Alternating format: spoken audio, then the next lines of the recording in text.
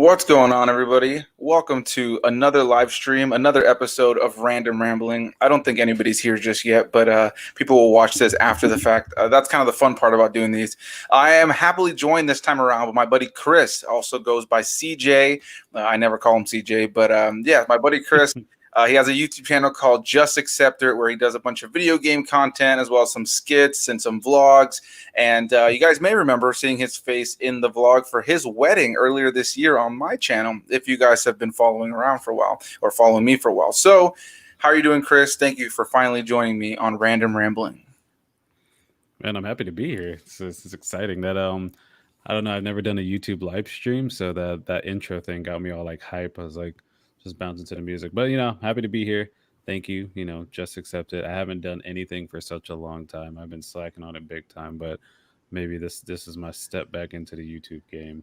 There you go. Yeah, maybe this is the fire under the butt. Because live streams I find are kind of like the most fun and kind of laid back kind of way to make content. I've been doing them more often lately because I find that I personally enjoy to just watch people on, whether it's a podcast or just discussions. I love stuff like this. So to be able to do this with other people and then be able to go back and rewatch them afterwards and kind of see some of these moments that really stand out or kind of like, just fun to go back and revisit. It's been a great time. So let's go ahead and start this off the way I've started off most of these with most people.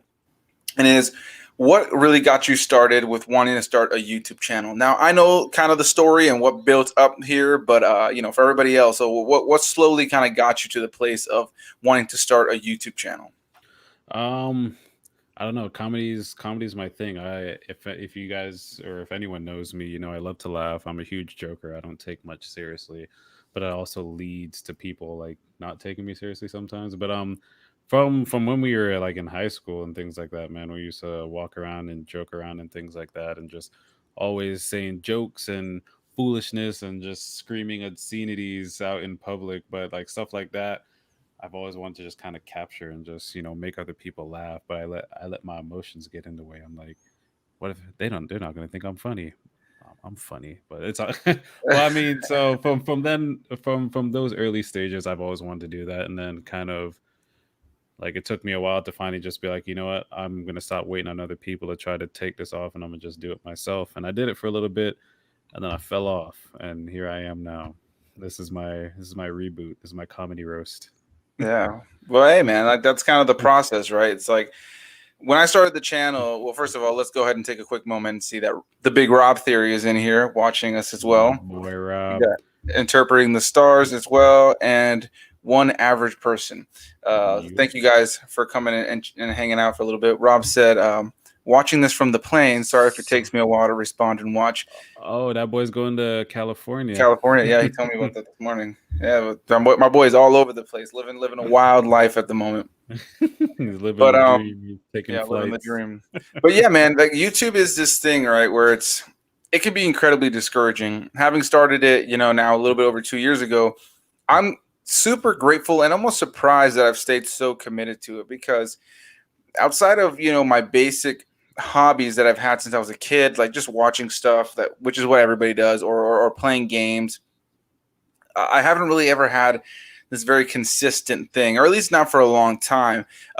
Chris knows, obviously, he was very deeply invested in our friendship for years. But, I used to be in a band. I've talked about it here on the channel. And that was probably like the last thing for me, dude, that I was genuinely like super creatively invested in. And when that fell apart, I just felt so drained and defeated and just kind of over anything. So I just spent years just kind of working regular jobs and going to work and coming home, going to work, coming home, and really not doing much. And I always had this just itch in the back of my mind to just kind of start being creative again. So, the channel has definitely been that for me, and it just hit 1,000 subscribers. Can't even believe it still. But yeah, man, it's been great too to see your channel kind of blossom and over time. YouTube is this hard gamble. You never know what videos are going to do well, what videos are not going to do well, what people care to see, what people don't care to see. And also, you never know how videos are going to do over the course of time. Like there are videos that I've uploaded that got like 20, 30 views for weeks. They just sat like that. And then I would check back months later and it's like, it did well. Like you just really genuinely never know. So it's this crazy thing. Now, YouTube isn't the main reason I wanted to have you on because I think anybody who knows Chris, anybody who's watching this, who's a friend of Chris, a fan of Chris, whatever the situation may be, knows that Chris is a very talented musician. That's how I met Chris was through our church. Let's go ahead and tell that story really quickly. Um, Back in the day, we used to go to the same church. It was a like youth group that was going on. I went to the same school. It was like a school slash church kind of thing. Yeah, I was the And church attender. yeah, and Chris attended the church. And one day, Robert had brought this guy Chris in, and I had seen Chris because of the youth group before, but I wasn't like really like I didn't really know him. And so I was probably like I don't know, maybe like 14, 15, and I started playing the drums in this like band room that we had there, and Chris was watching from the corner. Mind you, Chris wasn't the drummer that he is today either, but or I don't say either because I don't really play the drums anymore, but he wasn't the drummer that he is today. But I just remember playing the drums, and I was just kind of fooling around, but looking in the corner and 110% seeing Chris just laughing at me, like making jokes at Robert. And Robert probably didn't want to like tell me what it was that he was saying. Chris never wants to say that this actually happened, but he 110% was making fun of me for my drumming skills, and that's how I met Chris, and we went on to become best of friends and brothers. It just took a little bit of that. I mean, because I can't fully grasp my head around it. I can be an ass, but I was like, I'm usually more discreet than that. Like if I was gonna say something about you, I would kind of wait till I left the room or something. But I don't know. I mean, I could have been laughing at anything because I mean that entire band was I was in the room a little alone. I was in shaky. the room alone. I think I was with like Were you? maybe like John Samamy was there too from Yeah, when we y'all were were like having like a band practice or something. yeah, I don't know what was going on. All I know is that there was. So here's the thing, right? Is that I know you, Chris. There are these moments where something is like kind of you're incapable of holding back the laugh. You know what I mean? And so like I think I had something where I was trying to go for like a fill, and it was just like a fill that just did not work, and I just like doom doom dun, dun, tsh. Like it was just a terrible fill that just ended in nothing. And I remember you just in the corner just doing one of your classic like like just like kind of like you couldn't hold it back, like you just Well, I'm gonna busted tell out you, laughing. if anything, Robert encouraged me because there's no way I would do that by myself. If I was sitting there alone, I would have said nothing. So include yourself, Robert. You were in there on that one because I'm sure you said something. I wouldn't just sit there and just laugh at that man alone. Yeah, Robert was probably like, yeah, it wasn't too good. Well, don't tell him I said that, but Now the secret comes out. You're under the bus with me, Robert. that's too good. But yeah, man. So one thing I want to talk to you about is this year. I've talked to you about it, a little bit over the course of the year, but 2020 has been crazy, man. And you've been somebody that's been on my mind throughout a lot of that because not only did you get married at the beginning of the year, but a lot of us, like me, I got lucky. I'm working. I work for a company that that I still have a job and I didn't have to worry about getting laid off. You are a Got canned musician. pretty quickly. Yeah. And you're a musician, and Chris was playing gigs multiple times a week everywhere. That was really the main source of his income. I'll never forget the day. I mean, it was years ago at this point, but you told me that you were going to quit your job and do music full time. And I was kind of concerned for you. I was thinking how is he going to make this happen just playing local gigs? But you did it, and you did it for years, and you were making it happen. And every single week, almost every day, I would see a post about the upcoming shows of the next week or two. And so, how's it been, man? Adjusting to this year, how does it feel to not be like performing in front of people out in like random venues? I know you've started to perform again, and that you play at the church, but like, how's that all been for you, man? Well, surprising turn of events. I don't play at the church anymore. I left Oh, in August, so yeah, it's been pretty empty for me. I'm kind of like signing in with this new spot. Um, haven't really like done much yet, but so I mean, I've been a sack for most of this year, like just a lazy, depressed sack, bro. Like to have everything just pulled from underneath you is like the rug was just like yanked out. So I mean, the last big gig that I did for this year was March 13th at Epcot. Simple Plan backed out of the Garden Rocks Festival for COVID fears, and then so this band that I was playing with got called to sub in. It's a great gig, super cool.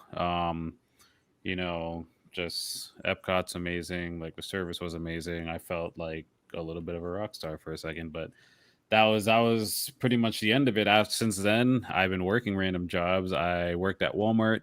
I worked at the AmeriGas propane tank people. I worked at UPS. I worked at Home Goods.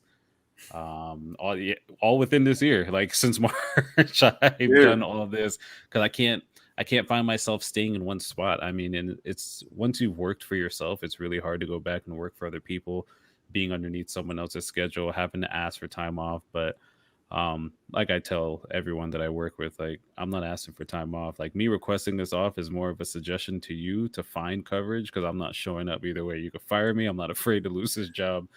I'm going somewhere else. But gigs are slowly coming back, slowly but surely.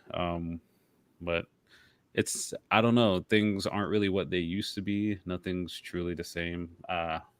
Obviously, there's different stipulations and rules involved with anywhere you go. Wearing a mask while playing the drums is really tough. for It's sure. doable, but it could get annoying. Like if I'm trying to take a deep breath and I'm just sucking in cloth, it can be a lot. But some places are lenient. You can kind of take it off, but it's definitely a change. Nothing's the same. It feels weird. I'm trying to find a way back into it, and I've lost a lot of my drive. So I just started like practicing and things again. But for a moment in time, I was like, man, should I even be a musician? Should I even try anymore? There's tons of people out there that can run circles around me on the drum set. Like you're like anybody that thinks they're the best, you're never the best. There's always going to be someone that could run laps around you, and that's Of for course. most musicians that's a discouraging thing, but should also be an encouraging thing. Like, hey, get better, practice. But it's it's done a lot to my mentality. I was like, maybe I should be a car salesman. I've always been good at sales. I could like try my hand at that and be successful and maybe never touch music again. I don't know. Yeah, man. That's I feel it, man. It's a really weird, strange year, and for me, like I said, again, I feel very blessed to have had a job that didn't fire me, that I was able to come back to after the initial quarantine, and that I'm still working on today. Like that, and but I get it, right? Like I understand almost what it feels like to like the idea of like I wasn't when we were doing Sentence to Life, we weren't really making money, and if we did, it was Mhm. like garbage, and there was five of us, so it was kind of like if anything, it went right back into the band. Original Um, music is tough. No, for sure. I can only Yeah. imagine. And based on my memories of doing it, my goal at the time was different. You know what I mean? Like when we were doing the band, it was more of like trying to get that recognition rather than like necessarily making money. Like we wanted to get the recognition to then get the money. Whereas you went, probably the most intelligent and wise route, which is, to make do it in a way where you're able to fund your life a little bit, But I finance. mean, I wanted to make original music. I just never got. I just knew, but obviously it took me years to learn that because you guys had sent it to life in high school. I didn't professionally gig till like short of a few years ago. But um, it's a lesson you learn. I've started bands where I'm like I want to make original music, but especially out here in Orlando, like the money maker is cover music. So if you're gonna make a living, you play what people want to hear, and then you do your stuff on the side, and then hope that they hear that next. So you maybe throw like a song or two into a gig. Yeah, it's weird, man. Trying to make it in general here in Florida when we were doing it, it was just like people want to, even when they want to hear original, like you kind of got to blow them right. You got to blow their socks off right out of the gate, or like you're just going to be that you're going to be band number two that was on, and nobody's going to care about you. But yeah, man, that does sound. I can understand how that'd be discouraging, man. And for me, on my creative side this year, thankfully, almost at first, I was able to really kind of. I almost felt like the quarantine for me was kind of a blessing. Obviously terrible situation, across the whole world. People are dying, people have lost loved ones, and then people have lost jobs. I got no way, shape, or form has this year been good. But I tried to make the most of it, and I'm really grateful that for the first portion of it, I was able to kind of just take the break of kind of being stuck at home for weeks and weeks to kind of just like rejuvenate my mind. I was so burnt out on work, you know what I mean? At the time, I was so burnt out on just going in, clocking in, clocking out, clocking in, clocking out. I was just so burnt on it, and that time was so well spent to just kind of just have some me time. I got to do like a crap ton of collabs here on the channel. I've had people tell me like I'm kind of like the collab guy now because I feel like almost every single one of my videos I have somebody in it. I've seen that. Yeah, like the last 10. Yeah, and I keep doing it. Like I have like maybe like one or two that's just me. Maybe a new movie like it just came out. Like I'm about to do that. I'm about to stay up Thursday night. Yeah, tomorrow night I'll be up till midnight to watch Wonder Woman at midnight. To see Santa come down the chimney. Yeah, absolutely. To see Santa come down the chimney with Gal Gadot in a bag. That sounds weird. Let me forget that. But yeah, so I'm gonna be watching Wonder Woman, and then I'm gonna be reviewing that as soon as I see it, uploading that video, and then I'm gonna start watching on Disney Plus Soul, the new Pixar film with Jamie Foxx, and I'm gonna do the same thing. So I probably won't be in bed until like.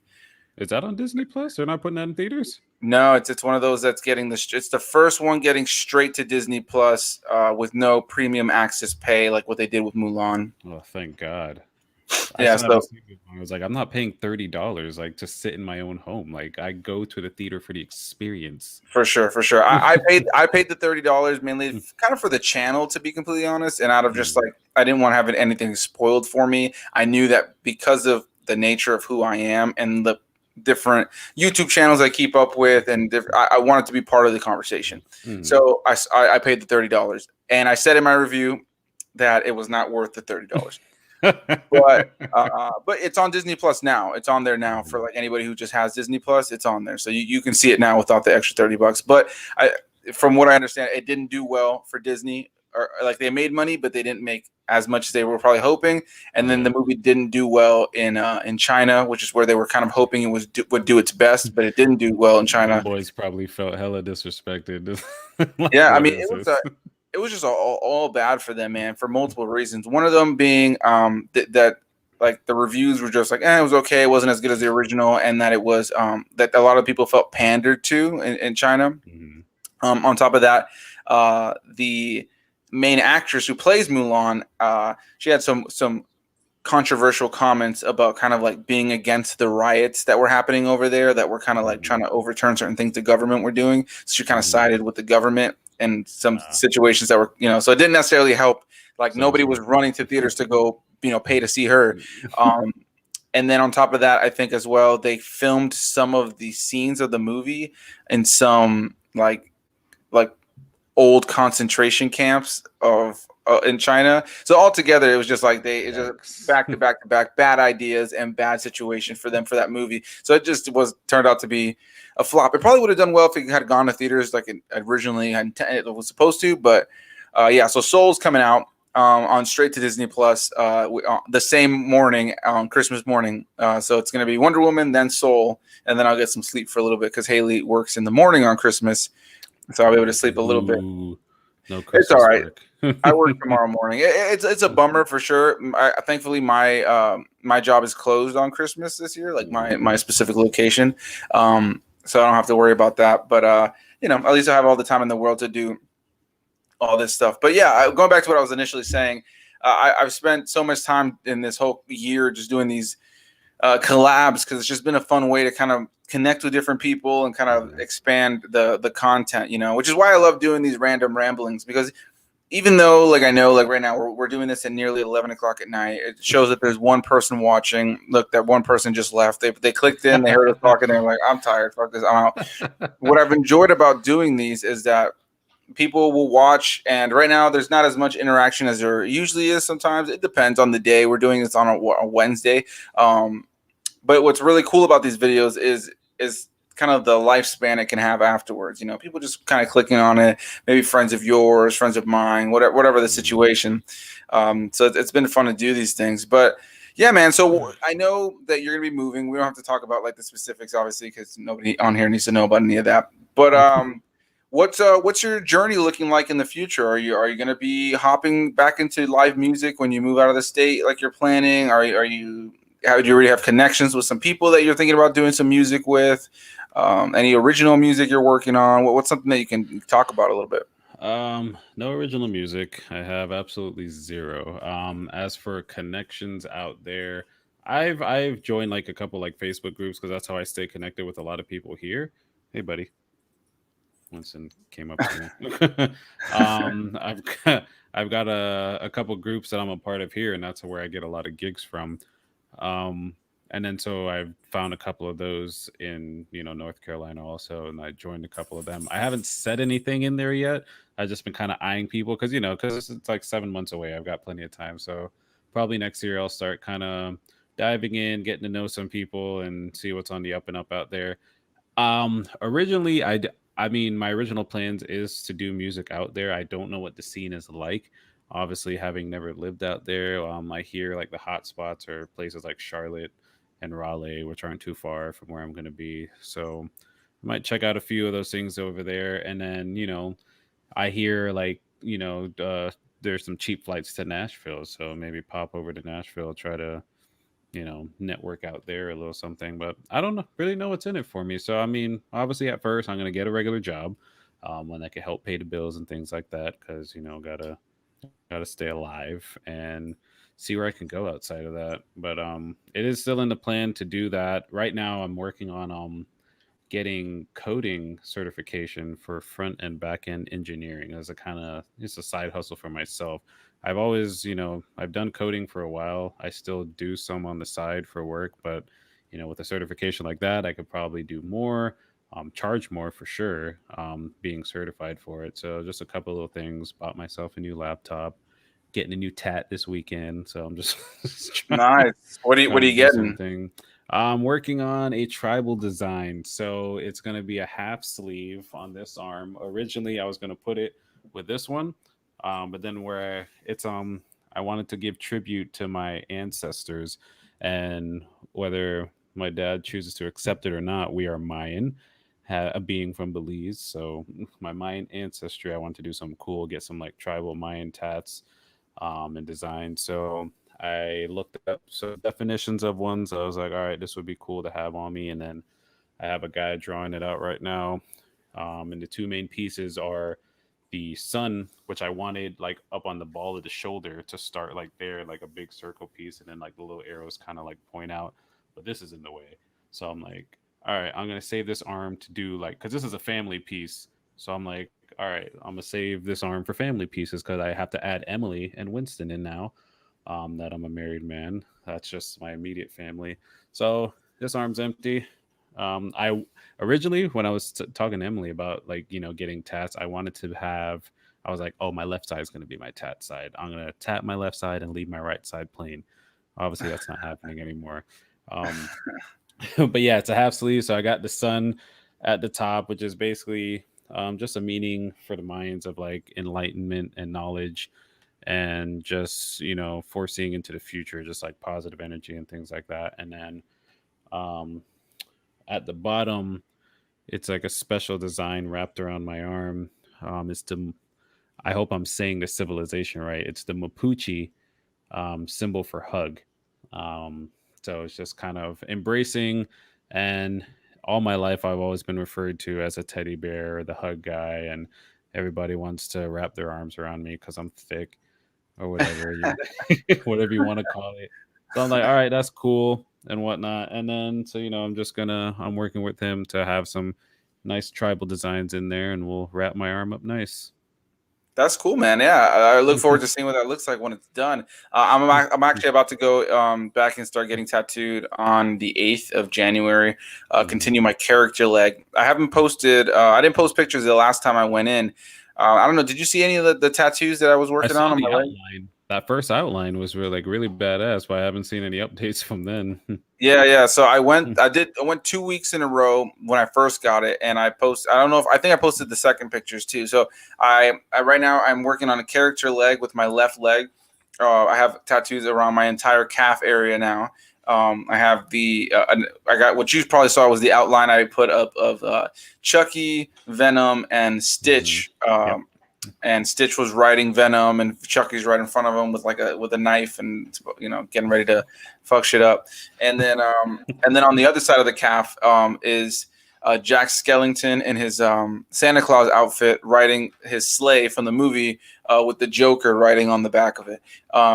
So my goal was to make it as like bizarre and strange as I possibly could, with like tons of different characters from tons of different things that like mean something to me in some way. So yeah, I went and I actually got coloring done already. Chucky is partially colored. Venom is almost mostly fully colored in. But I'm going to be going in on the 8th to get hopefully a significant amount more colored in, and then hopefully I'll have something nice. Maybe I'll make a video on it for everybody on here. Let's see it. Show us a sample right now. No way, dude. A live sample of Anthony's leg. It's all hairy right now, and it's all ashy. That's even better. That's the real you. That's what you look like. Ashy? Ashy? You can't see ash. You can't actually. Funny enough, on Venom, because he's all black and like dark blue. And I was thinking to myself, as I've been looking at him, like whenever my leg gets like a little ashy, it's mainly around him. And I go, now I know what my brothers have been feeling all these years. You got a little taste on the leg. I see Q Reviews in here saying, "What's up? How's it going, man? Thank you for stopping by." What were you gonna say? So, with a movie guy in here, I guess, and talking to you, I think you'll be very happy and pleased to know that I've changed my ways. I rewatched. I had an itch for Transformers the other night, and so me and Emily just watched like 1 and 2 like back to back, and 2 was everywhere. Like I don't like the movie itself. I'm like, what is happening? Like, okay, that didn't need to be in there. This is weird. Like, why is this happening? And all these years, I made such a strong stance on like, no, it's a great movie. It's a great movie. The first one is amazing. Like, the first one's a great movie. Is still holds up. Yeah, and it gives me chills. Like, one of my favorite parts in the first one is when they do the little scorpion thing is like attacking them in Qatar. Yeah. And they're calling in the gunships, and then like the theme song starts playing and whatnot, and they're about to like just really like rain hell on this guy. And it just gives me chills every time. I'm like, oh yeah, this is so cool. Like I'm about to tear up right now just thinking about it, because like that scene it's just a great scene. But yeah, I was watching the second one. There was no need for the twins. It was just like they're just ignorant for no reason, just a way to like kind of just target us or something. But there was no need for that. There's just the message of the movie was everywhere. There were so many parts that could have been left out. The whole the thing shattered and he went to robot heaven. Like you always said, like what was that? And then he suddenly comes back to life, and then it's all pieced back. Like there's just magic and whatever going. It was a mess of a movie. I can honestly admit that now as a 27-year-old man. I told you, man. Like, and it's because here's the thing, right? I love Transformers as a kid. I'm not like the biggest Transformers fan. Like, I'm not gonna say like I know all the lore and all the characters, but I've always thoroughly enjoyed it. I've always played the video games and liked it, and the cartoons. And then that first movie is so good. It's got those Michael Bay-isms. Like there's those elements about it that are definitely heavy Michael Bay. But that first movie is a good, fun time. Like it's action packed. It looks good. It still looks good. It's a little dated compared to today's CG, but for the most part, it still looks good. Sam Witwicky is an interesting and fun and kind of likable and funny character. Even Megan Fox is good in that movie. And the action is epic. The voice work is epic on all the. One of my favorite scenes is when they're on the highway fighting, and there's that kind of just looks like they're like skating on the road, just like fighting each other. Yeah, he goes through the bus. So cool, man. And then the final whole sequence. I mean, there's just so much about it. That's just super cool. But then that second movie, oh my God, bro. Because for me, it's like you have cool elements, but if like the parents felt like cartoon characters, the mom getting high at the school. She wasn't even like high. She was on something else. Like that's not even what people act like high. Like she was just on the movie version of what it is to be a stoner. Yeah, I always find that to be so funny. And then you have like just random stuff that just didn't need to be in the movie. The Transformer that's a sexy young lady that like somehow has what was that? Skin. Yeah, and then like that whole sequence of Sam Witwicky just like on the floor like screaming and like help, help, like screaming everywhere. Like it's like they just told him to just shout. And Shia LaBeouf is a great actor. He's shown it time and time again in a lot of movies. And currently, right now, his era that he's in of movies right now, he is a really just good, believable actor. And I just feel like there was this little phase where he got this huge commercial success, and they were just kind of underutilizing his potential by having him like be the guy screaming. Like in some of these movies, he really is just a guy just going Optimus, like the half of the movie. Well, he's good at being a spaz. Like it's his personality is very spaz-ish. So Yeah, like he he plays doesn't do that much character anymore very though. well. Yeah. Like in that new movie, The Tax Collector, which was also a terrible movie. If I I could actually say haven't so seen that yet. myself. Yeah, directed by It's David Ayer, who did Suicide Squad. Yeah, which is another wild movie. I just saw that the other way. I'm just listing them off now as I'm thinking I'm going to do movie reviews. But what you call it? The Tax Collector, the premise behind it was good. I'd recommend seeing it. You know, it's worth watching at least, but just the direction that it went and the sequence of things, and I don't think they took enough time to really think about it and draw it out. Like there's things happen too quickly, I think, and there was Yeah. no like suspense of, oh, can this possibly change in this way or whatnot. It was wild. I mean, he was cool in that movie, you know, he's a tough guy, bad guy, which was new for me to see, like in Shia LaBeouf. I haven't seen too many of his other movies, except god, what was that war movie he was in? Was it called Tank? No, I know what you're talking Fire? the one Fury. Fury, Yeah, that was it. Yeah, that was a great movie. That was a good movie, and he did really yeah. well in that one. You know, but yeah, The Tax Collector, watch it, but you won't like it. But it's like it's kind of it's worth, you know, checking out. I would at least check it out because, you know, it looked interesting, you know, like seeing a guy, and people were pissed off about that movie because they're saying he brown faced or whatever, but he wasn't pretending to be like any brown or Mexican guy. He was just a dude that grew up around those people, so he just kind of take on some of their aneurysms and things like that. Yeah, I mean, Aneurysms? Is that I the just right kind of, word? yeah, Mannerisms. yeah. I was gonna say not aneurysms, but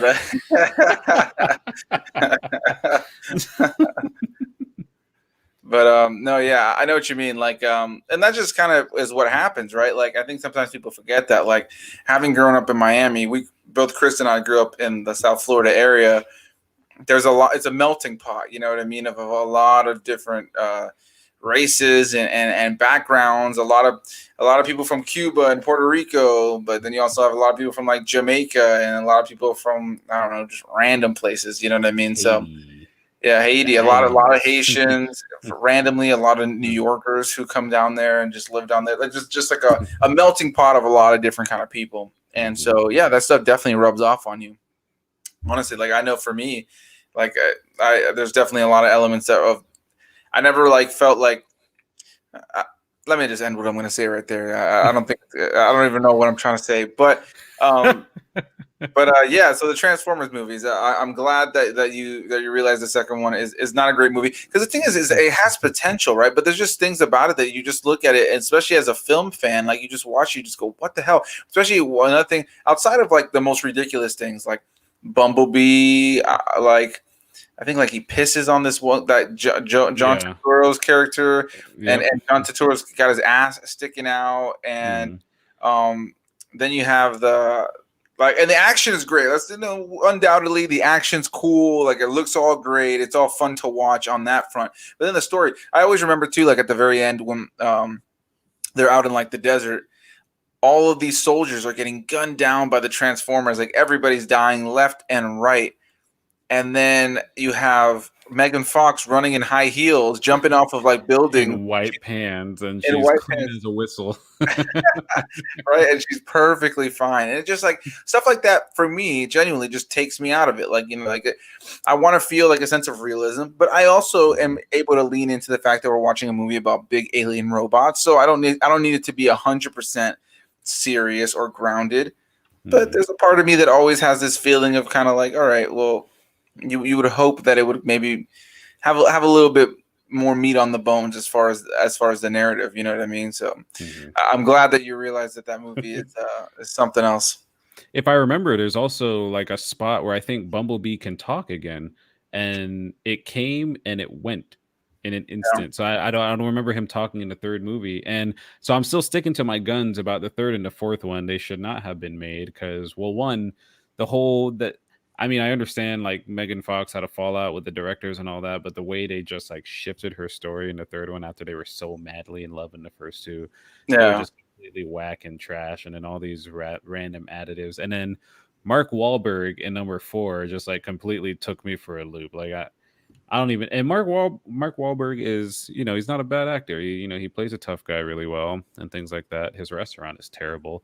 I don't know if you've ever been to Wahlburgers, but Yeah, I'm I sorry, went to Mark it. It Wahlberg, was but I don't like it it. was okay. Like I would never go there again because of the prices. And it wasn't like terrible, but it was like I genuinely felt like, hey man, a double quarter pounder with some cheese and bacon from McDonald's would have hit the spot a little bit more. You're paying for the name at that point. Yeah, I went once and never went back. So Mark Wahlberg, I love you. You're awesome in Four Brothers. That's one of my favorite movies. It's a good one. But your restaurant is subpar. Sorry. Yeah, I love Mark Wahlberg as an actor. I think he's a great actor. But yeah, I think it wasn't even Mark Wahlberg that didn't work for me in that fourth Transformers: Age of Extinction. I think it had more to do with the writing around his character. For me, there was this whole like I think it's the choice that Michael Bay has with some of these characters and like certain things that he does. Like look at that film, for example, Age of Extinction. Take away the epic action, which is great. All the action in that movie is so much fun to watch. There's nobody is going to deny that. Like it's fun and it's just good popcorn, sit back, turn your mind off kind of stuff. It works great as YouTube clips, but as like a movie, you can't help but just feel like because okay, how are you going to tell me that you have Mark Wahlberg's character who lives on this like random ranch with his 15 or his like 17-year-old, 16 or 17-year-old daughter who's like dressing like, like Megan Fox was as an adult in the other films. She's got her butt cheeks all out. Yeah, she's like got her butt cheeks all out. She's wearing like the crop top, and it's like it's the clear cut, Michael Bay, sexualizing a girl kind of thing that he does in a lot of movies, and then it's just that whole weird story and subplot with like the boyfriend who's now over 18, but she's not. And they try to quote the whole like Romeo and Juliet law that they were together before he turned. It's just like, why did you even go that direction? Like you could have just made the daughter over 18 and there was none of this had to happen. Like all that takes is a shift in the script. Like I don't understand why they went that direction. And then on top of that, you want me to buy into this muscular, sexy-looking man who's with Mark Wahlberg? He's a good-looking, he's a hunky dude. He's muscular, and you want me to believe that he's in his barn building robots that are painting? No. and when they're talking to him about it, he's like, "I'm an inventor. This is what I sensitive do." side. but he's going around the whole movie like, "I'm an inventor. This is what I do." No, you don't sell me as an inventor at all. You look like you do like massive time at the gym every week, and you're not spending time because one of the that was another thing too is the inventions that he had. It wasn't like he was inventing like cool things or something that kind of fit his character. He was sitting there like inventing like there's like literally a robot that's in the back like just brushing paint like back and forth. He's not the best inventor. But that's my point. It's just like it just felt like I just didn't buy his character. And then the movie ended, and that one's a long one, man. That one's like over 3 hours or almost 3 hours or something. It's a long fucking movie. It should not have been that long. Did not need to be. I actually never even saw the last one, the last night or the something night. What, the Bumblebee movie? No, I saw that one. I didn't see the last one with Mark Wahlberg. They made one after Age of Extinction. Did they? Yeah, there you go. It's called The Last Night, I think, and it's the one where like, yeah, in the trailers, Optimus Prime like turns evil or something like that, and like that was like the whole crux. That was the fourth one. That was the one with Mark Wahlberg. Yeah, there's two with Mark Wahlberg. There's the Age of Extinction, and then like The Last Night, I think is what it's called. Like I think it's called The Last Night. Anybody who's watching, I see there's 3 people watching. What's the name of the last Mark Wahlberg Transformer movie? But yeah, then I was so sure there was 4, and then the B movie. No, there's five, and Maybe then three. Bumblebee. And Bumblebee, I really liked. I thought it was a good Yeah, that time. was a good one. Yeah. Like it kind of brought it back to like a little bit of a more simple story. Mm, It was essentially ET. It was ET with mm, Transformers. You got the girl who stumbles upon the alien character that she's got to keep hidden, and they over the course of time, and the alien creature can't really speak English. Over the mm. course of time, over cute gestures and these bonding moments, they work together. Then the government gets involved and takes him from her, and she's like, "No!" And then she goes to save him, and then that's the movie. But my little bit with Transformers sometimes is how many origin stories are there in each movie? Because it seems like every movie that comes out, there suddenly like we find out that they were there longer than we thought they were in the previous movie. Like the first movie is like, oh, we kind of arrived. Second movie is like, yeah, we've been here for a while, so we know your ancestors. We got some guys here. And as each movie went on, and then even in the Bumblebee movie, like I think his for me his origin changed because he's suddenly a beetle. Yeah, Like well, they and do. From what I understand, Bumblebee is a reboot of the series. okay, So that would which feel better. yeah, which because they open it up with I think what we always wanted to see, which was that epic opening with Cybertron, the war happening on Cybertron, which was just Mm. that's all I've ever wanted. Just make a fucking Transformers movie there. We don't need a single human being in the movie. Just make a Transformers movie that's about the war, like the politics, the disruption, the drama That would between be pretty Optimus cool. Prime and Mega and Megatron. Megatron. We don't need some human character in the mix going, Hmm.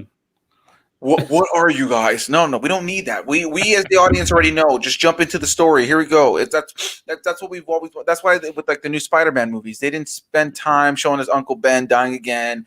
With great power. Blah blah blah. No, they're like Gotta live through Spider-Man. that sadness.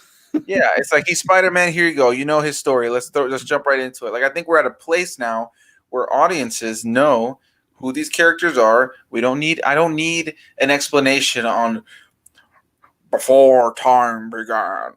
There was the cube. No, just jump right into the story. Just get into it. Come on, let's roll. Like we know it exists, we know what its powers do, but each movie has new powers too, and then even like smaller pieces could give you even like the same powers of that whole giant ass. So, and a part of it that kind of blew me for the first movie was how the original cube was like this huge, massive cube that Yeah, they had at the government base. Bumblebee touches it, and all of a sudden it compacts into itself, and now it's suddenly a handheld cube that any human can hold.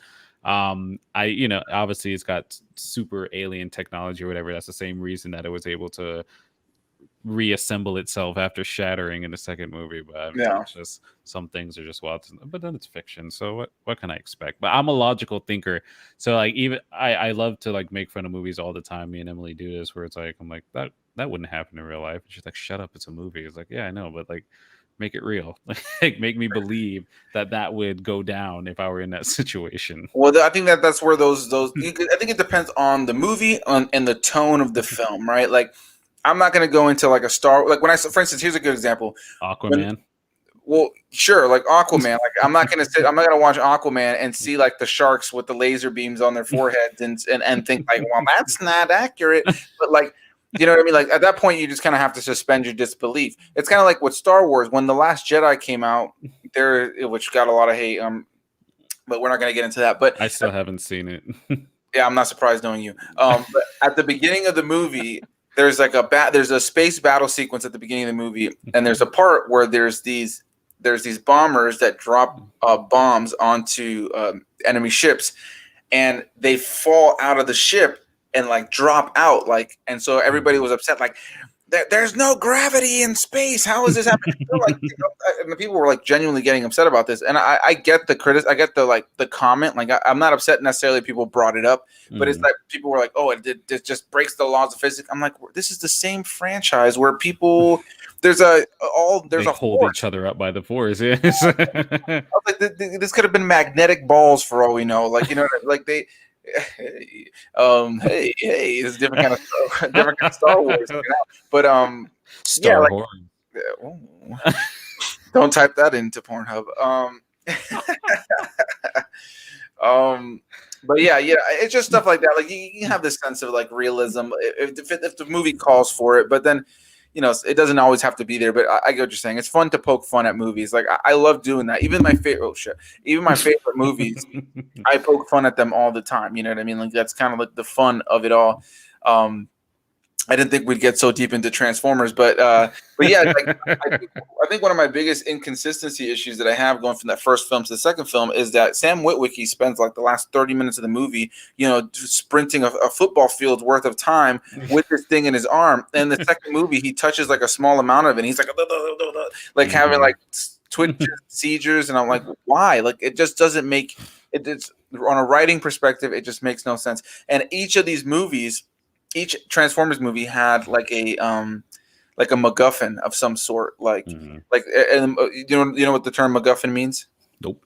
Okay, so MacGuffin is like the thing in the movie that everybody wants that's going to turn the tide either way. So like in the first movie, it's the cube. If Optimus gets it, they're gonna save the world. If Megatron gets it, the world's going to shit. In the second movie, it's that thing, that spirally thing, that's sand in the sock at one point, and then it turns into whatever.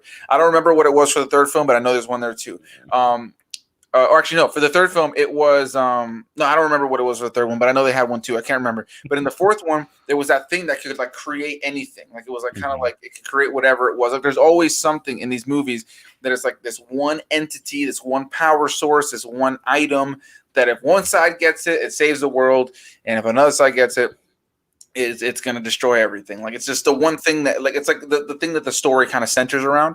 And I feel like they kind of made the same movie multiple times, and that it can be executed right, but like I don't know, it's a weird thing. But I think that's enough Transformers talk for now.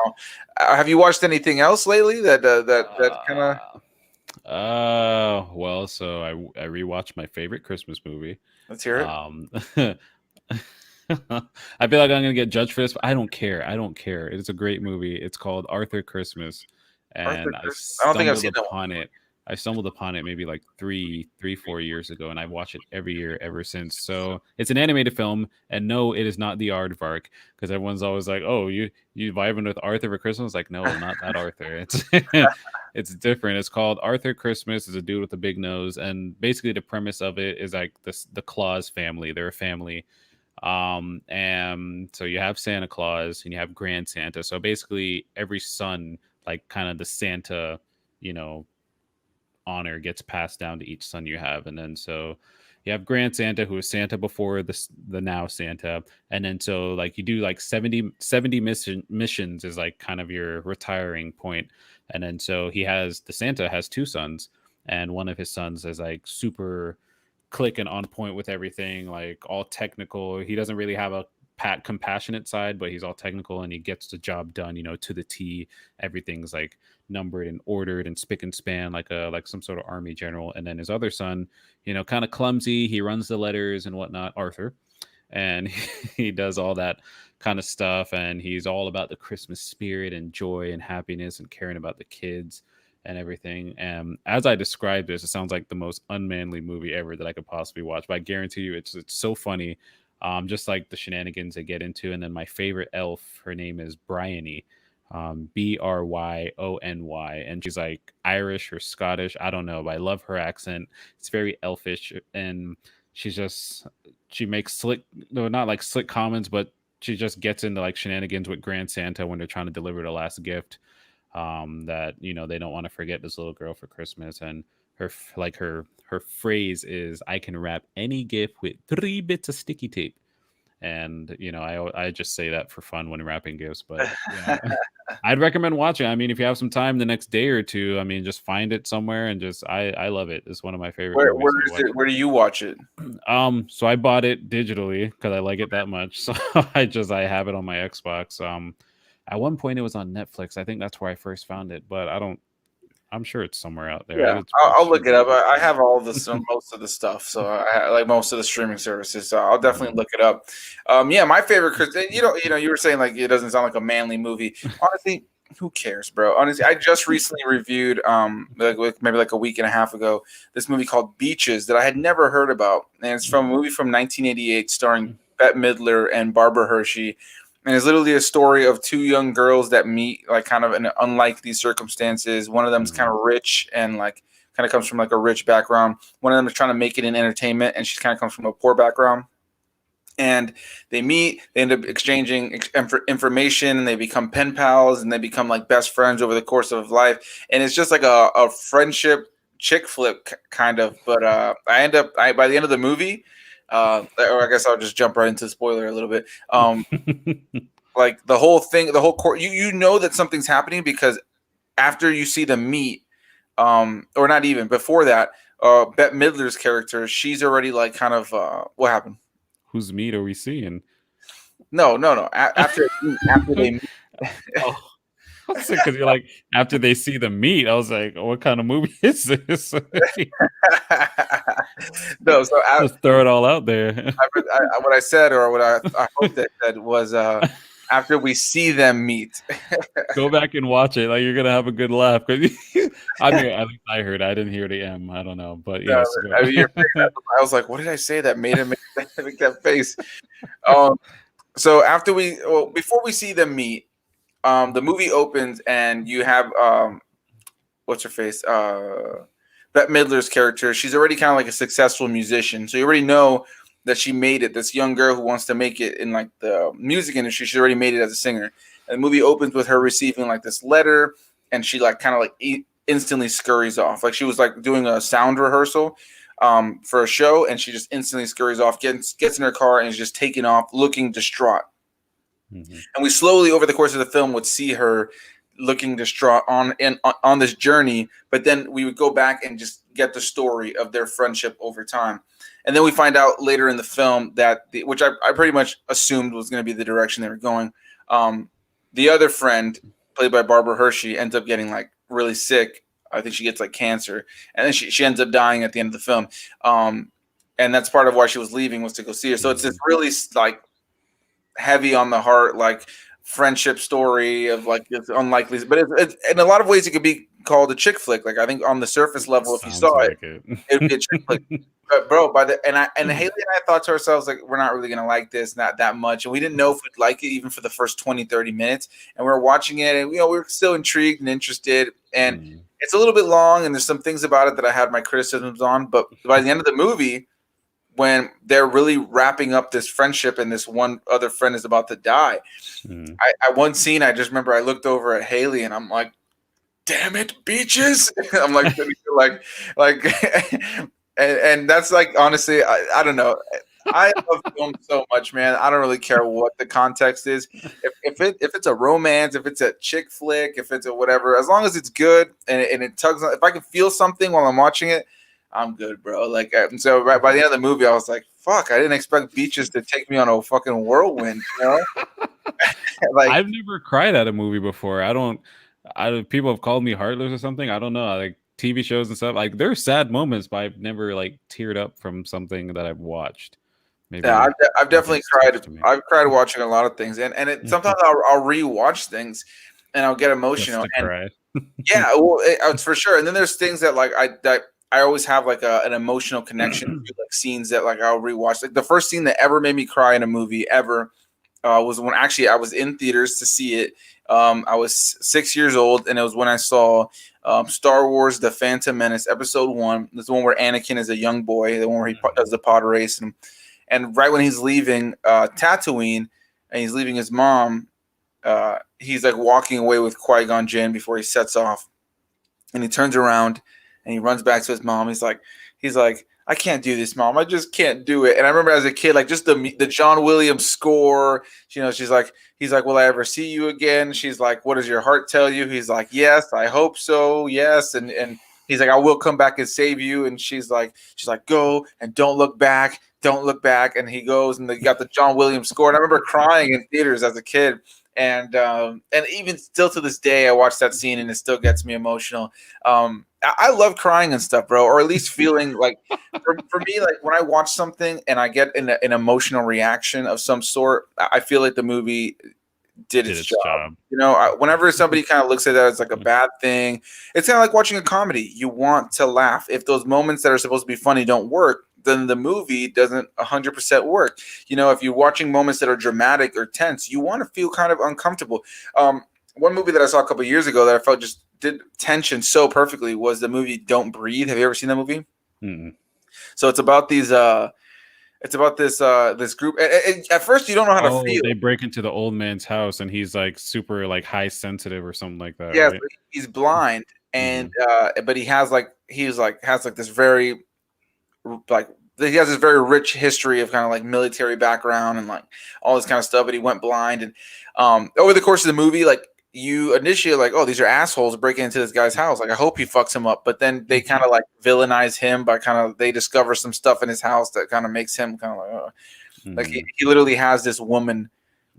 Like I won't get too deep into why, but like he has this woman down in his basement, strapped up, like kind of chained up, and he literally has like a pot with his semen in it that he is using like a turkey baster for because he wants to like Oh impregnate him and kind God. of keep her like there. There's like a backstory behind it, so they kind of make him like so disgusting that it's like, oh, okay, these robbers who came into this house, they're not as bad. Um, but that movie is tense, man. Like it's called Don't Breathe, but there's so many moments that are so silent, like there's no music, and it's just these moments where the characters are super tense.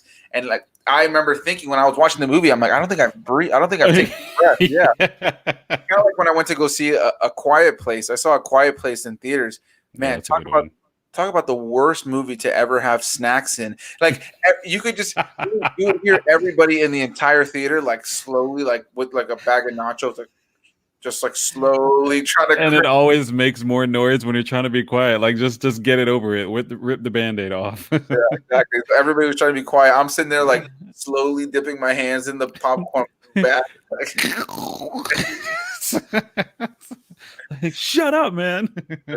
Exactly. No, it's hilarious, man. But yeah, you know, I don't really ever feel that need to or that concern of like, is this manly enough? Am I feeling validated as a man with a stuff in between my legs?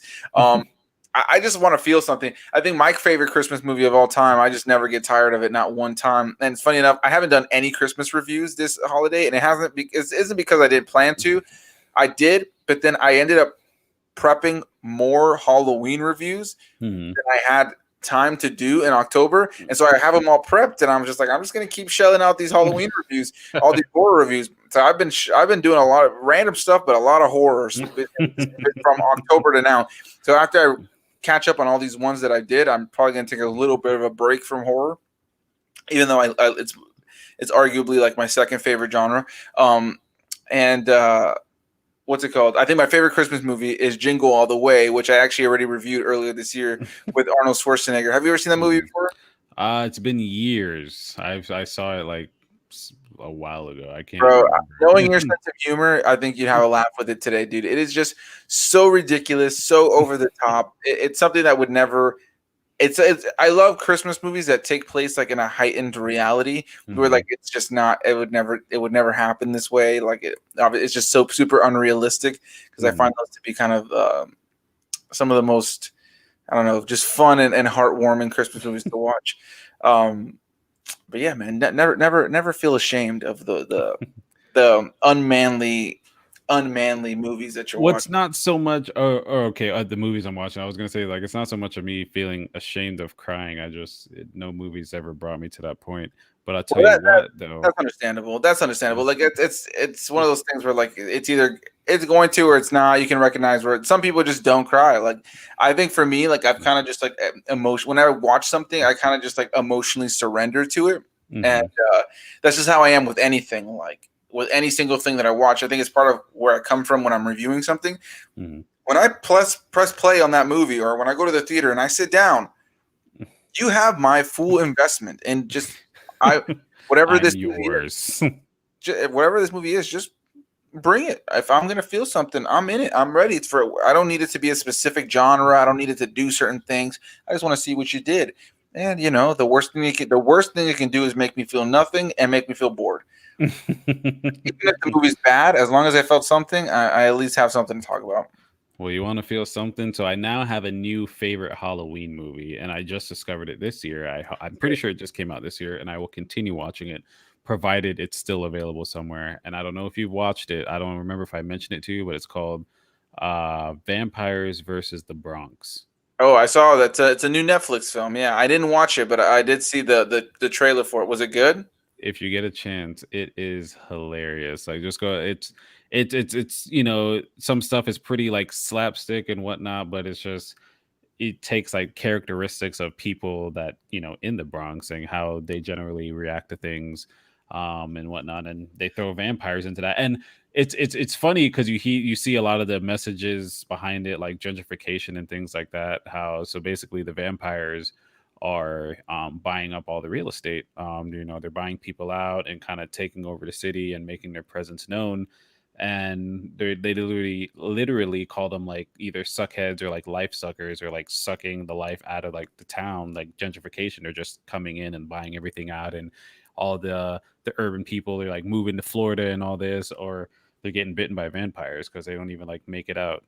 The deal just kind of happens, but it's hilarious, man. Like the stuff that goes on in the movie, it would make you laugh, especially if you for people that speak Spanish and like kind of know like you know Spanish antics and moms and people that you know raise you on the streets, not even just like in the home. Like it's kind of like your neighborhood knows you type stuff. Going into bodegas, it's a good movie. It's so funny. I would definitely recommend watching it, and I will be watching it again provided I could find it next year.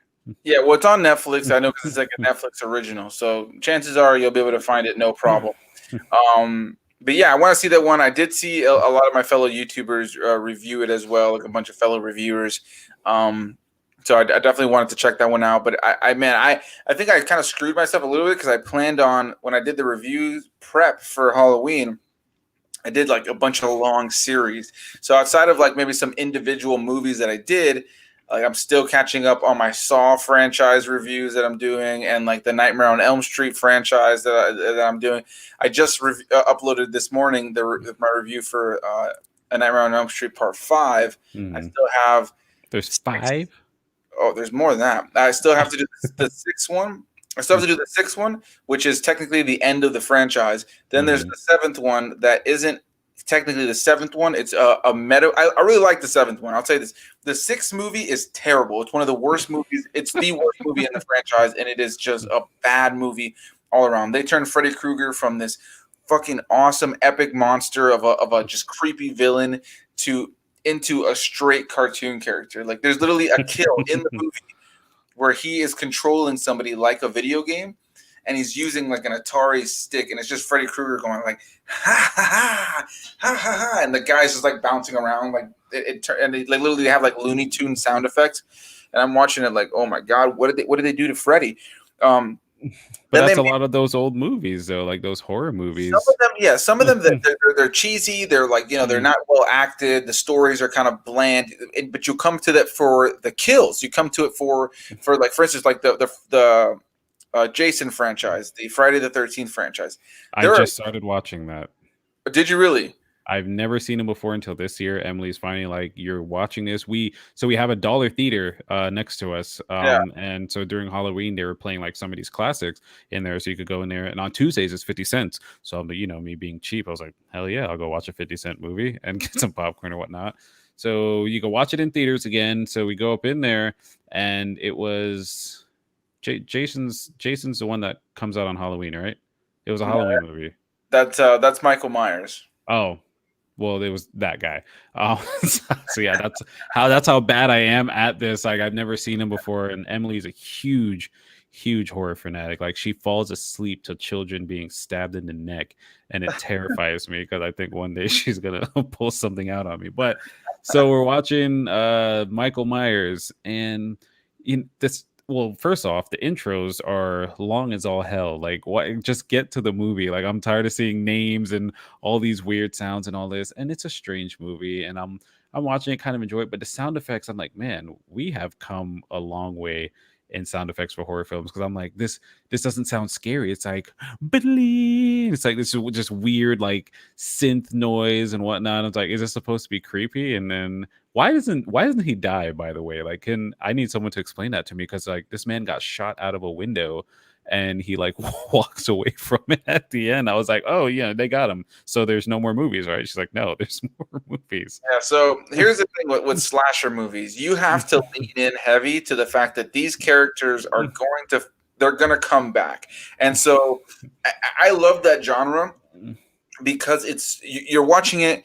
You're now watching those movies. Now, here's what I'll say: that first Halloween movie directed by John Carpenter, is a classic, and it's essentially set the tone for what slashers would really be. You know what I mean? Like it's one of the most iconic slashers of all time.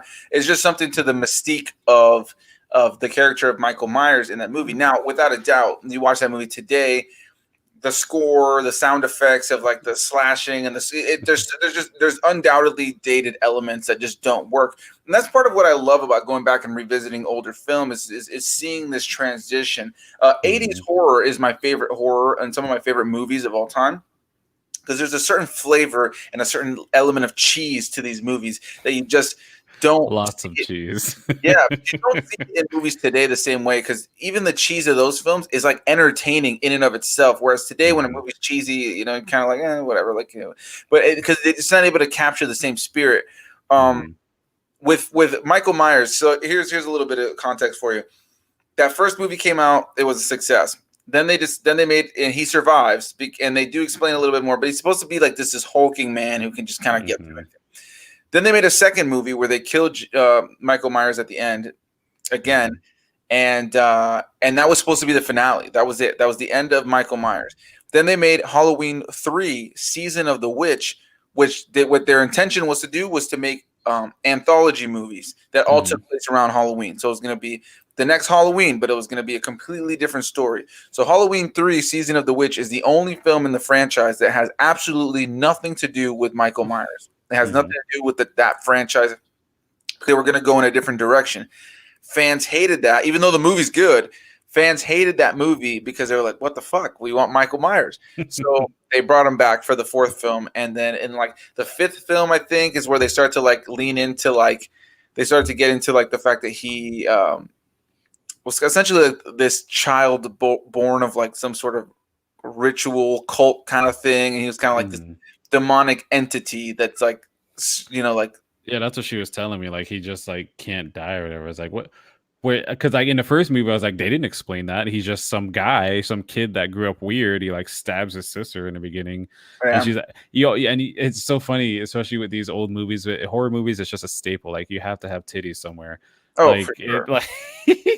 like no matter what, like it's just there. Like, it absolutely does nothing for the story, but there's a pair of tits.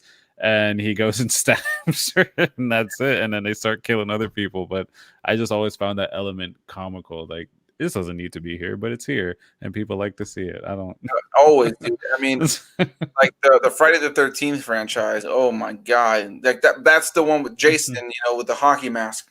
That whole narrative of that whole thing. Every single one of those movies, for the most part, takes place at some point in the woods, in like a cabin, in like multiple cabins. It's supposed to be like you're out like a camp by the lakes. You know, Camp Crystal Lake is the name of like Jason's like location. Yeah, and all those movies, that's all it is. It's people who come to like this camp. Oh, over the course of the years, like, oh yeah, the camp nobody's been there for years. They call it Camp Blood because people died there years ago, but we're gonna reopen it now with these new camp counselors. And it doesn't take long. And you're always going to have the same kind of batch of characters. You're going to have the kind of asshole stud kind of guy whose girlfriend is like the nice, sweet girl, but she's kind of realizes he's an ass, but she's still with him. You're going to have the stoner dude that's going to like, you know, kind of be smoking off by himself and eventually get killed. You're going to have the girl who wants to just have sex like crazy. You're going to have like those stereotypical characters in these movies, and for Friday the 13th is loaded with them. But you watch those movies mainly for the kills and for the special effects around the kills, and even the charm of the stuff that doesn't work. You know what I mean? It's kind of like you're watching it almost for a different kind of entertainment value. You know what I mean?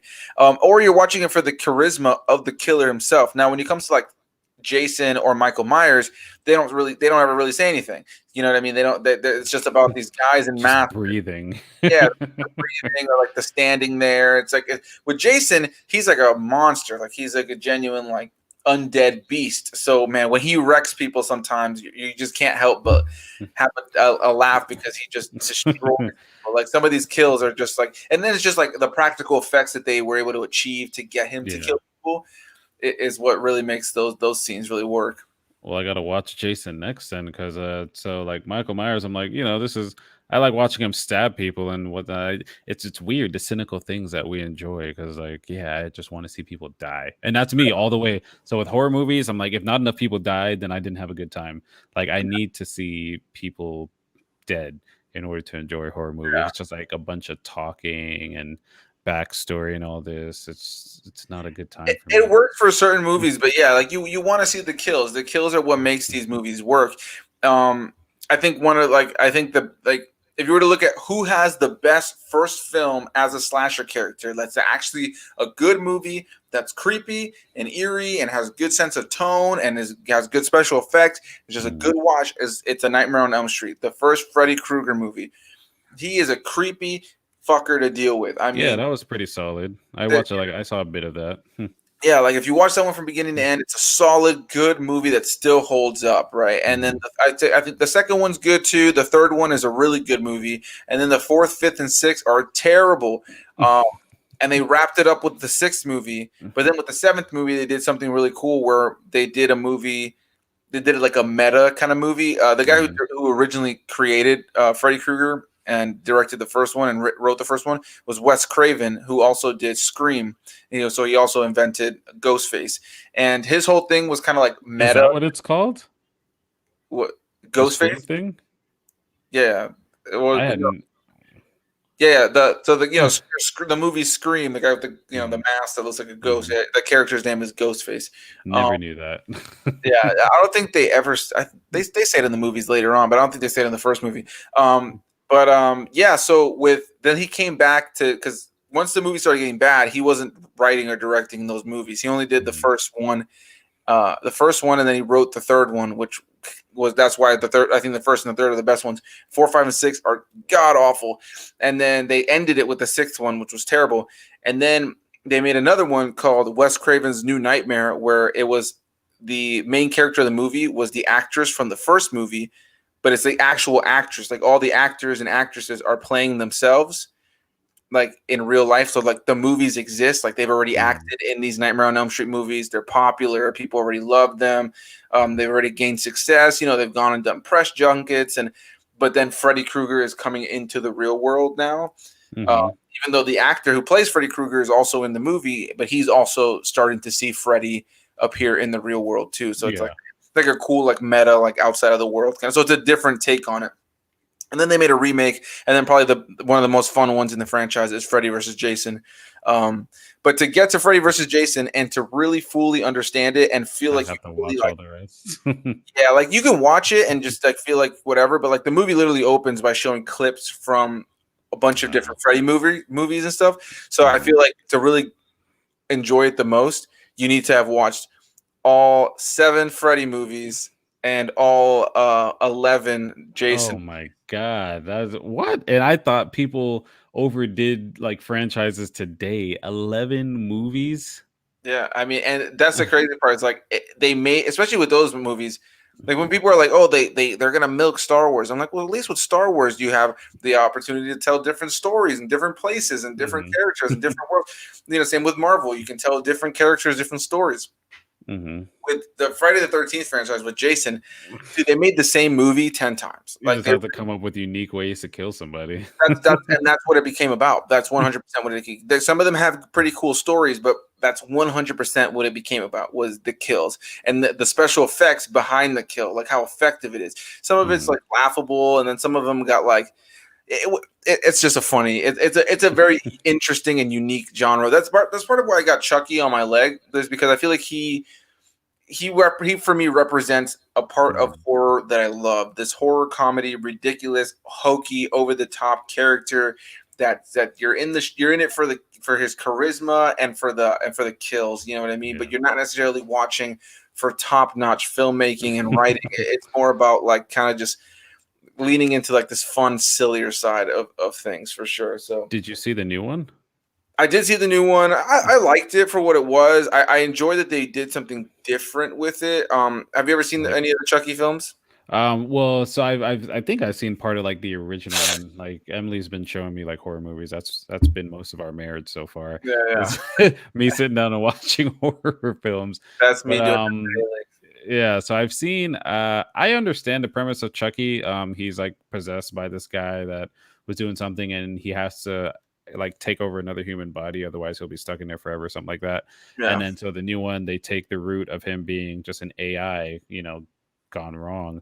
And I thought it was kind of interesting. I mean, it takes away kind of, I guess, I don't know. It doesn't take away the creepy element because we're getting to that point in our world where AIs are becoming a huge thing, and everyone's like, "Oh my god, the robots are going to take over." You have like iRobot and all these other movies, Eagle Eye, that show like AIs going out of control and overthinking for themselves, and realizing that humans are the problem and that we'll all be extinct. But so it had that creepy element of computer gone wrong, and it was for I don't know.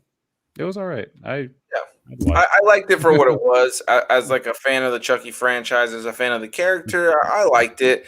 Um, but I just don't think that it captured what like here's what I'll say. As a remake, if you're gonna remake it, might as well do something different with it. So they did that. You know what I mean? They took away the whole Charles Lee Ray thing. That's his name, Charles Lee Ray. That's Chucky.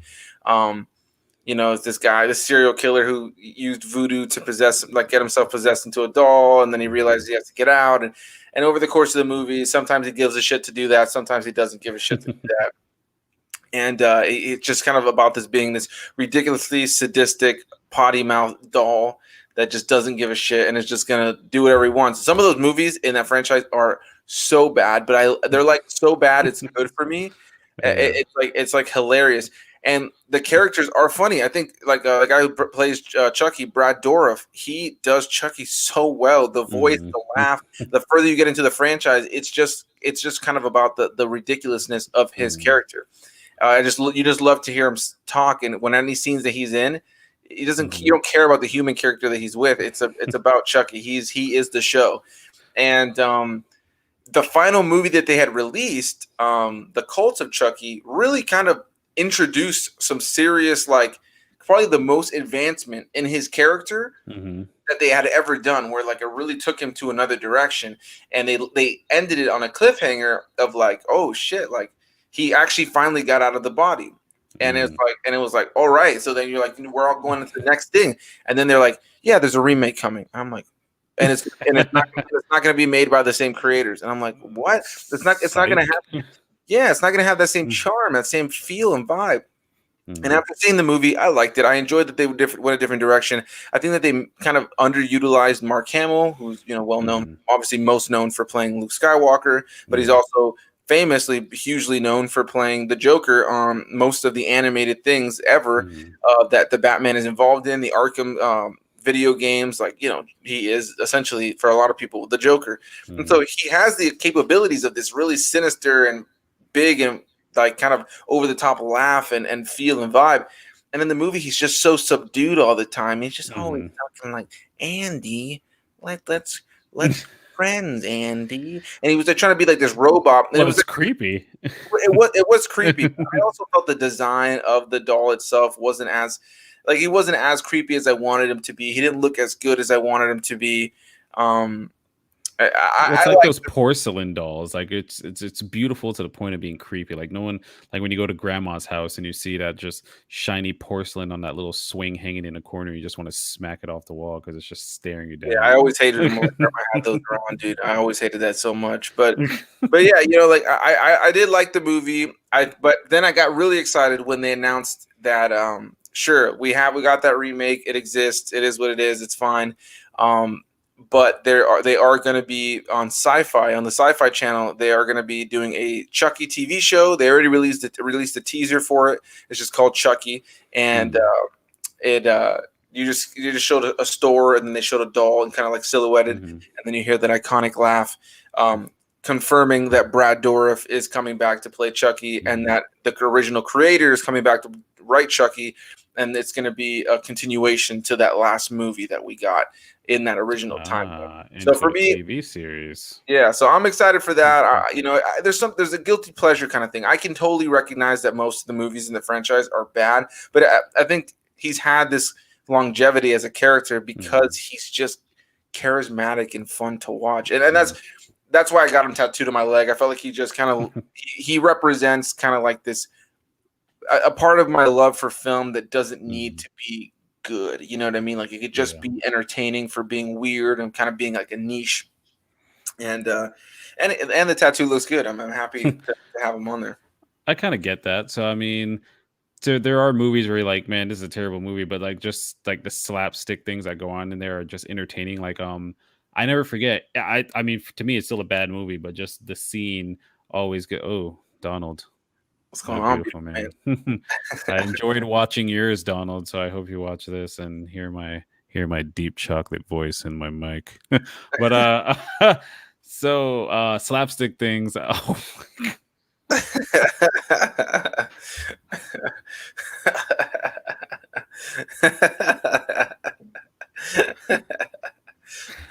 um well, besides Donald's our slapstick now, but so I think the movie's called Drag Me to Hell.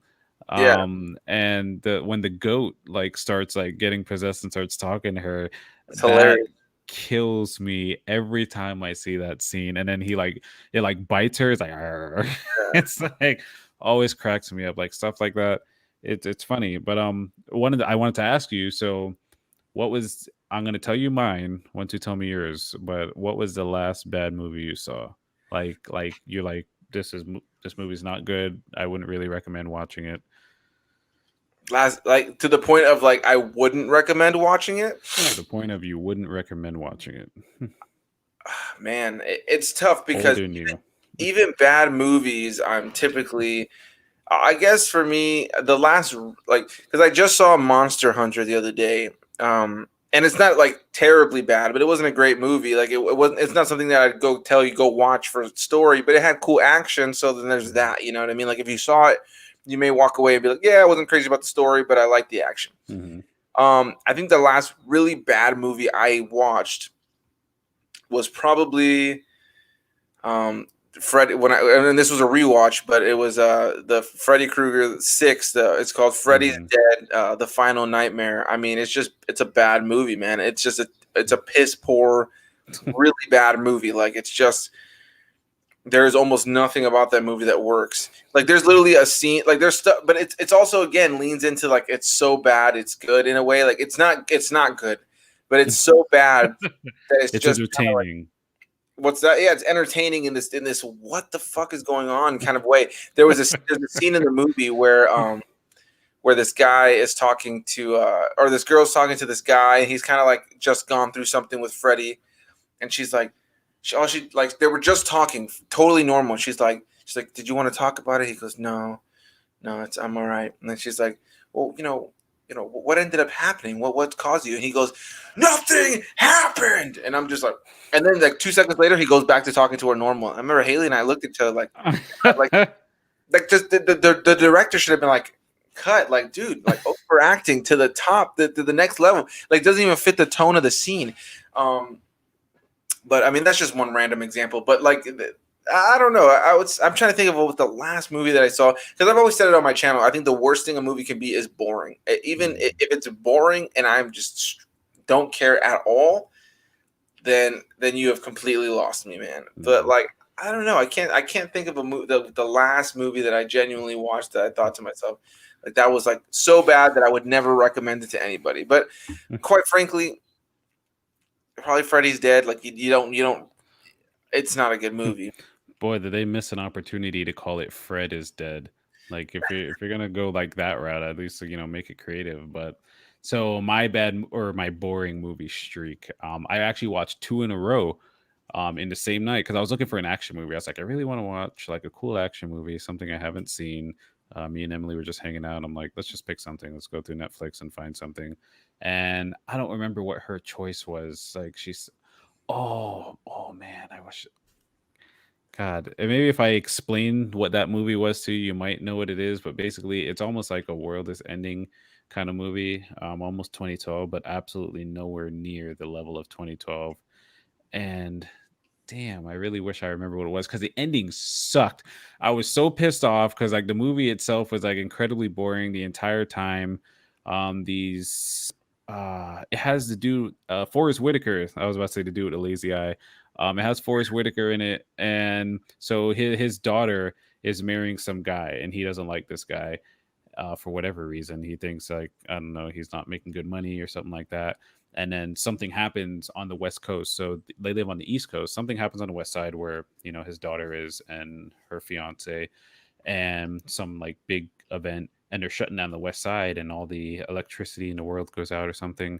And so Forrest Whitaker and this guy, they take off. They're like, I'm gonna save my daughter, or I'm gonna save my fiance, and they're like doing this journey. They meet some girl that helps them fix their car because their car broke down, and things are turning into anarchy on the other side. Some weird thunderstorm rolls through, and all this like signifying it looks like it's going to be some end of the world movie. And like Army isn't letting certain people through at certain points. We're like, hey, I know it's like no man's land out there. I'm willing to take that risk. Let me go. I want to save my daughter.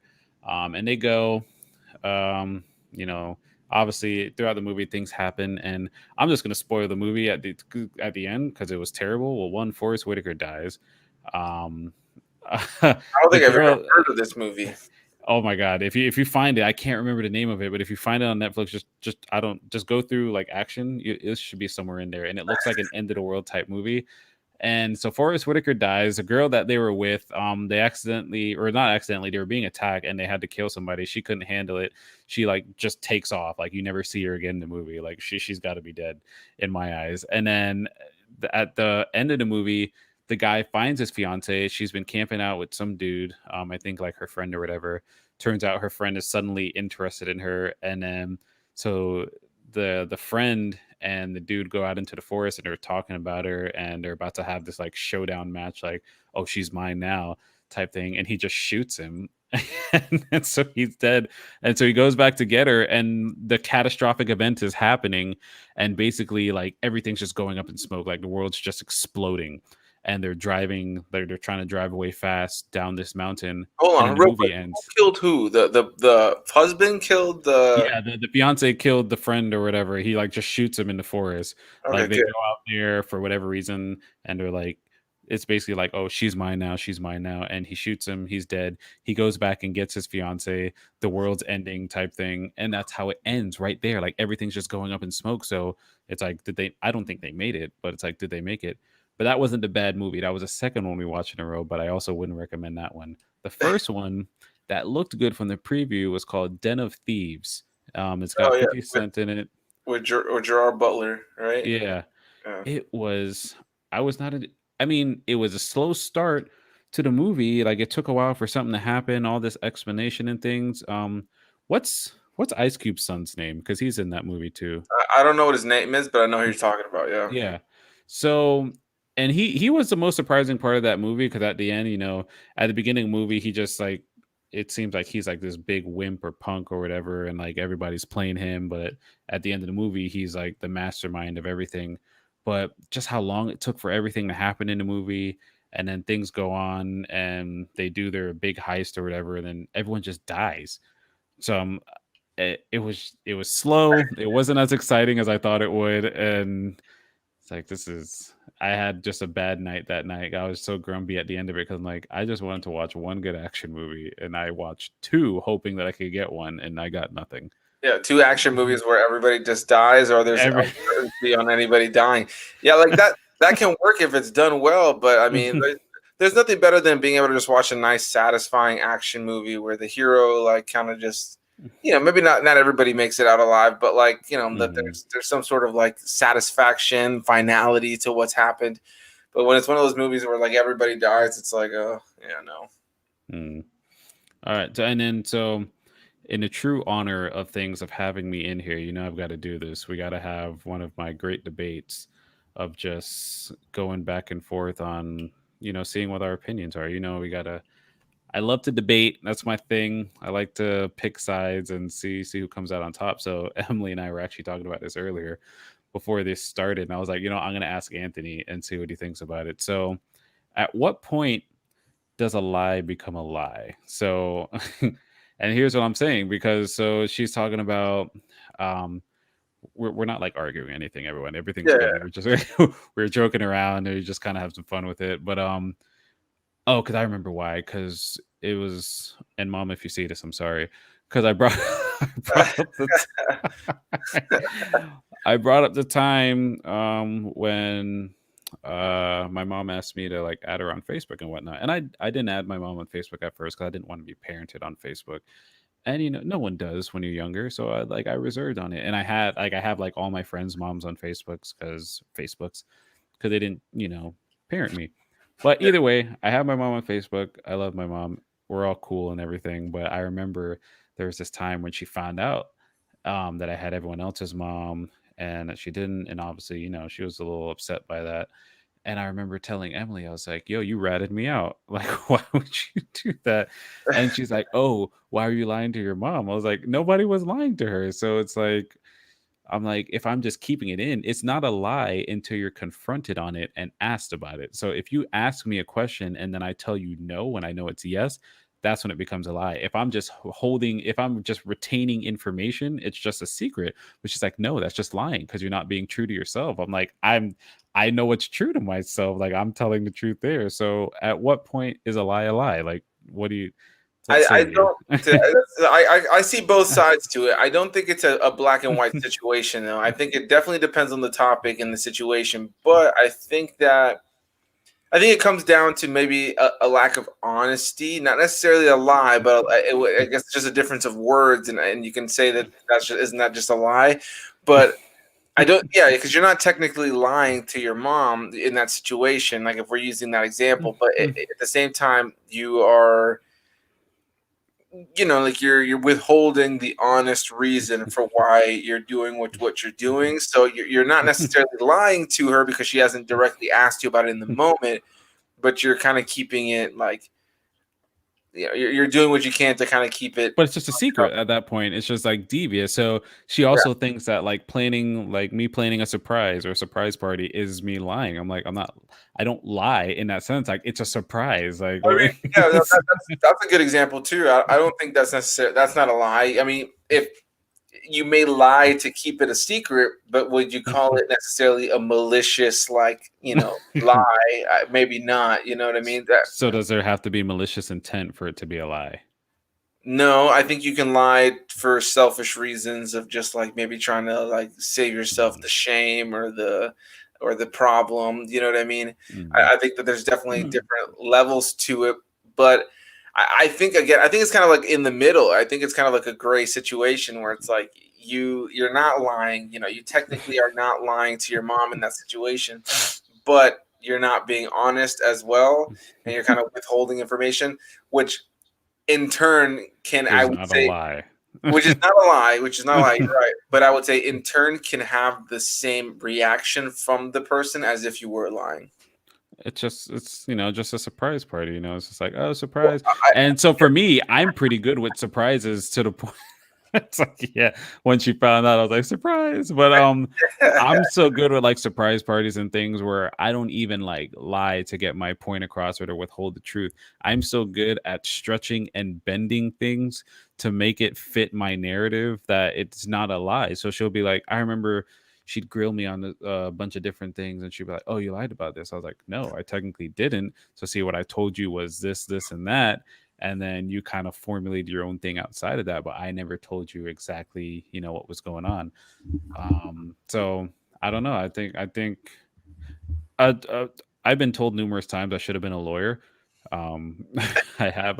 I kind of have the bug in me. I could really flip a story if I needed to, but Well, I yeah, don't think it's a lie. that's definitely something about myself too. Is that I actually was talking to my manager about it recently.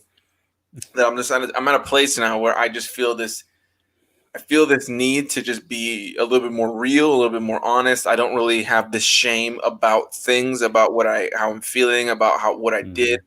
Mhm. Um, I remember a period of time, and I actually gave her this example. I don't know if you remember this, but I always think back to this.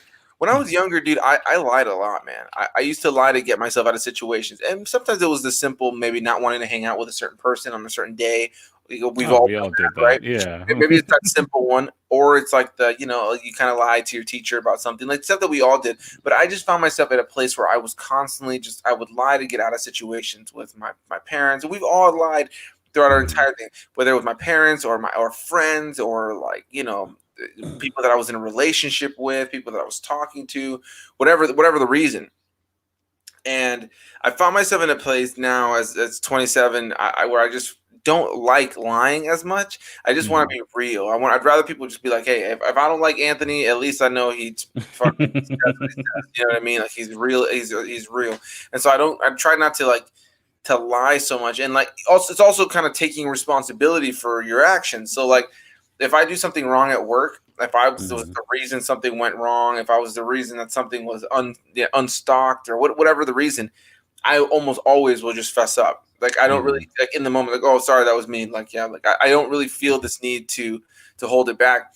And so I remember, I always think back to this moment, man. It was years ago when we were going to youth group. You and me were still kind of early to knowing each other. We were on the second floor of our of the youth group area, where like where they had the Alive youth group upstairs, and I don't know how I got my hands on 2 Gatorade bottles, but I launched them over the side of the like Were they full? They were like half full, and like I launched them over like the side of like the second story like rail. Then with the railing, it was like walls. Yeah. And we hear like, "Hey!" from downstairs, and it was Selena Van Doren's dad, who was one of like the dang the man there, and he comes upstairs and starts saying how we all scattered. And I remember I was there with Robert, I was there with you, and some other people that I didn't really know too well at the time. And then Pastor John starts going around to everybody asking who did it. Oh, I remember this like so faintly. Like I do. Yeah. I do recall. I remember the day super vividly. It was a couple of hours before youth group was starting, and we were all just there. And Pastor John comes up and asks, and I remember like I was looking around like super nervous at everybody. Like I was like, oh, they're all gonna rat me out for sure, because I didn't know you guys like that then. But you didn't. None of you guys ratted me out. And I just remember I've looked back on that moment and I just like, man, like I think I just kind of like chickened out from just being honest. You know what I mean? I just didn't want to like face up to like the reality. Yeah, but I was a simple kid prank. You just threw a Gatorade. Sure. But I always think back to that because I'm just like, I kind of like, it's like a silly thing that I can think back to now. Like nobody was hurt. And at the end of the day, it is what it is. I mean, it's one of a majillion lies that I got away with. But that was kind of the thing, is like going back to what you initially said, is like I too, I can get myself in and out of a situation if I need to, no problem. Like, and I will sell you on the fact that what I'm saying to you is honest truth, and you won't ever be able to tell that I'm lying to you. I'm pretty good at getting myself in and out of situations. I don't think anybody would ever really be able to differentiate the truth unless you genuinely knew me and you knew the facts that were coming out of my mouth were not facts. But yeah, that's what I'll say on that. So I think as far as your whole situation, your debate on lying, I don't know. It's not necessarily lying, but it's also kind of lying. And real quick, I just see here, Entertainment Fanatic Reviews. What's going on, dude? How's it going, man? Thank you for stopping by. Anthony, you're a bad person, dog. Thanks, man. I appreciate it. But hey, man, real quick, I'm looking at the time. Haley's about to be home, and I have to be up early tomorrow for work. So I think on that note, I think we should wrap it up. But with that said, bro, I love doing this. I'm having a great time doing this series. I'm thinking about doing a multiple person one moving forward. Maybe have Donald in here, have you on here, have Robert on here. Into that. Yeah, dude. Like I definitely want to start doing these more. It's kind of an easy way to do content, bro. We got to sit here, catch up a little bit, talk about random things, and this conversation will be immortalized on YouTube. And I look forward to going back and revisiting it, man. So yeah, let's go ahead and wrap it up here. Thank you, everybody who watched. Big thanks to Chris for being here in this video. CJ, I appreciate it. The link to his channel is down below in the description box. If you guys are into gaming, if you guys are into skits and vlogs and all this kind of stuff, and you enjoyed the conversation here with Chris, please go give him some love. Go subscribe to his channel. Go check out some of his videos and let him know I sent you. Before we go, though, Chris, anything you want to plug, anything you want me to shout out, if there are any links or specific sites of yours that you would like for me to plug to everybody, just let me know what that is, and I will fix that in the description box down below. As of right now, of filming this while we're live, his link to his channel is down there, but I'm more than down to add whatever else you want. Anything you want to say, my friend? Next time, if I'm ever on this again, when I'm ever on this again, You will be. I am. We got into a lot of movie talk. I didn't expect that, but that's cool. I'm definitely bringing more stories with me next time, which that's where the laughs come from. For sure. So I mean, just a YouTube. That's about all I've got going on right now, or not even going on. But I mean, if you guys enjoy it, obviously let me know, and I'll start throwing more stuff out there because I stopped for a little period of time. You know, creators block. You get that little like, why am I doing this type thing? But it was fun. So definitely, if you enjoy it, I mean, it was growing. I did, like a giveaway stuff. It was getting fun, and then I just kind of fell off. Life got busy, started working and whatnot. But I want to get back into being creative again. So check it out. If you hate me, that's cool. Just don't tell me. If you love me, then tell me. Then I'll accept that. It's whatever. You can follow me on Instagram. You don't have to put the links down there, but it's all like everything that's just accepted is connected together. And then once you start moving into like Instagram and social media and Facebook, it all links back to my private stuff anyway. So you'll find me. I'm out there. I post a hell of a lot of memes on Facebook. So if you're into that stuff, then there you go. All right, man. That sounds good. Thank you guys, everybody who watched, whether you watched it live. We didn't have a lot of people watching tonight, but it is a random Wednesday. So if you're watching this after the fact and you're thinking, damn, I would have loved to have been in part of this conversation, I definitely want to hear what you guys have to say about some of the things that we talked about. So feel free to comment even after this live stream. I definitely want to hear what you guys have to say about Chris's debate about lying. Comment your thoughts on that. It's not a lie. And on that note, we're going to end it right here. So thank you guys, and we'll see you guys in the next one. Bye-bye.